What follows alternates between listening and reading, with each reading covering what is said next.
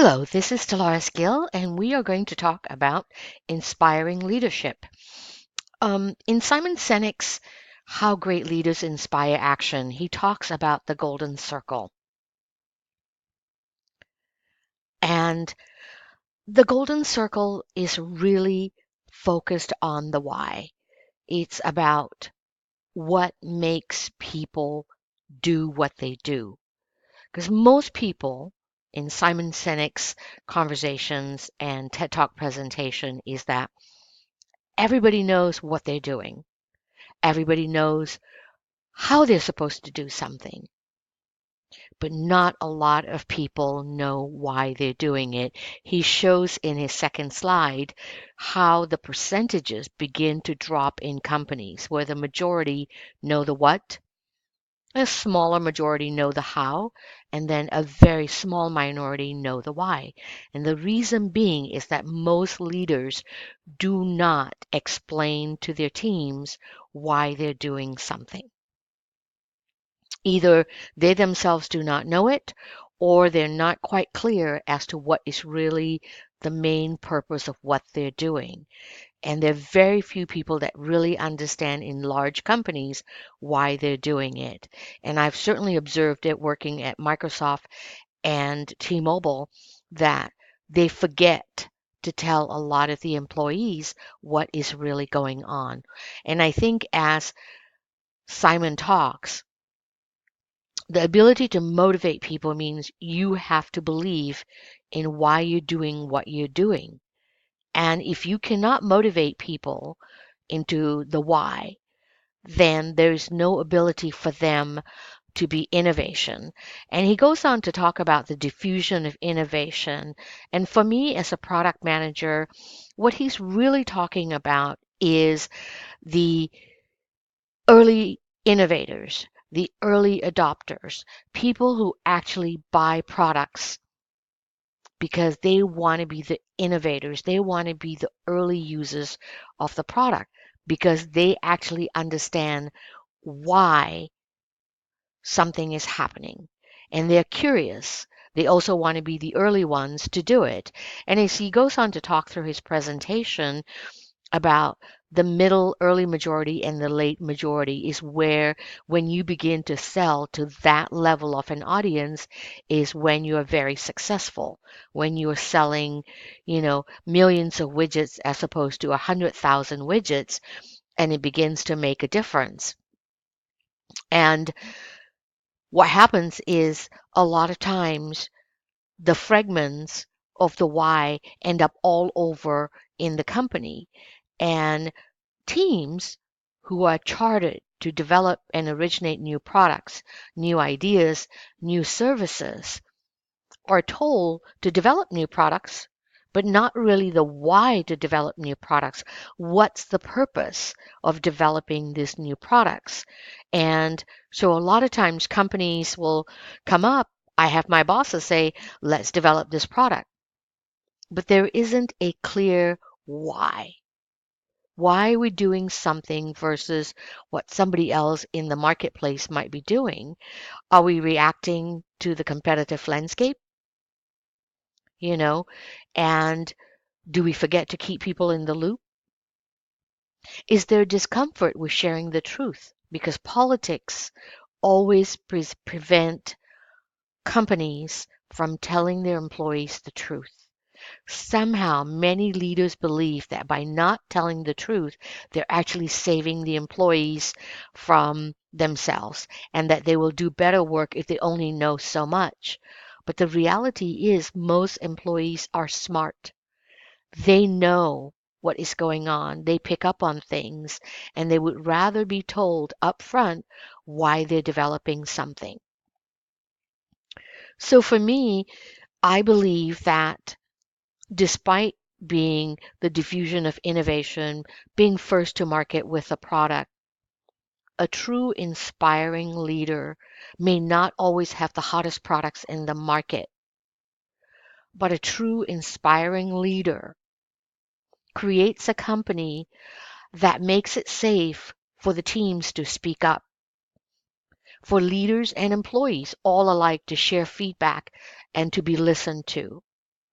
that good leaders communicate expectations of their vision and the results to their employees. Inspiring leaders have the ability to challenge all employees at all levels to think, that they give permission to a janitor to take accountability, a front desk person to take accountability, a sales rep in a store to take accountability. They create a culture where they have accountability and the employees have accountability. Good leaders who inspire people lead by example. They are mindful of what's going on in their company. And my observation is that those leaders or leaders who have gained wisdom, who have fallen down, gotten up, and have somehow done a certain amount of soul searching to understand that when everybody wins, it creates a winning company. And those leaders are rare because it takes a lot of self realization, it takes honest emotion, and it takes a sense of self to lead from that example of being mindful. Mindful means that they know when they're getting mad and they can stop themselves. Inspiring leaders can make decisions. They are not stalling. They are not waiting for all of the world to fall into a perfect lineup to make a decision. And inspiring leaders observe. They observe who are performing and they reward the performance. And surprisingly, I think good, smart, inspiring leaders kind of have a feel of what's going on in their company. They know what's going on. They have a pulse. They have a finger on the pulse within the company. So for me, in summary, my insights are that an inspiring leader is one who is in place where employees are inspired, that employees create the breakthroughs. They are more productive. And because they are happy, they're doing breakthroughs. There is a higher level of energy that happens within the whole organization, and everyone inspires each other. The other thing that I've observed is that true leaders are unique. Means they're not copycats. They have developed their own style and they are motivating employees and teams to be bold. And instead of them being accountable for the decisions being made in the company, the teams are accountable, but they in turn as leaders are accountable to the teams.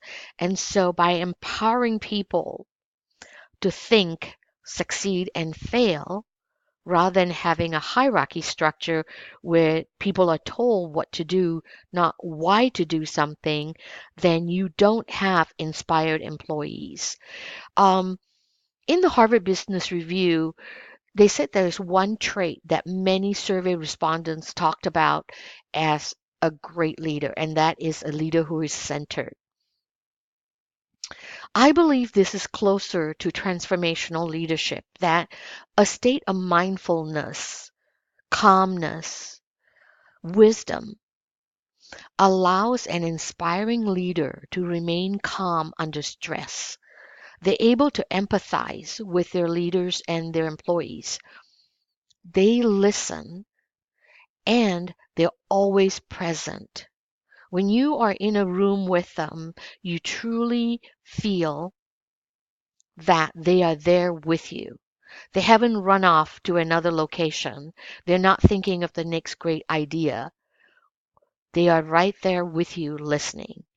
And it's leaders like that who inspire good, smart people to generate results. They help culturally weak companies to become culturally strong companies. And last but not least, one of the things that the Harvard Business Review article also said was that one of the Eastern philosophy said, if you want to change the way of being, you have to change the way of doing. It struck them as profound, but it also struck me as profound that action is really very powerful and that any leader can change a company if they themselves are doing things differently.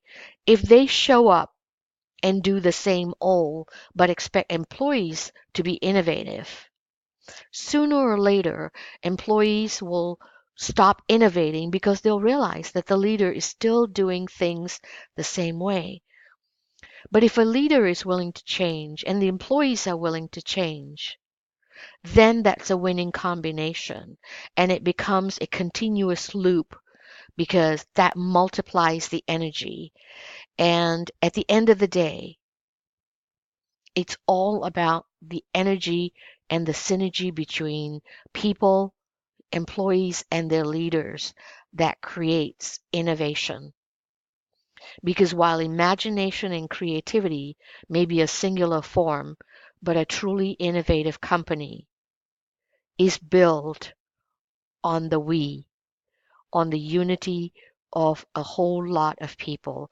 And so to me, I think this video by Simon Sinek was just a great reminder of the golden circle of the why.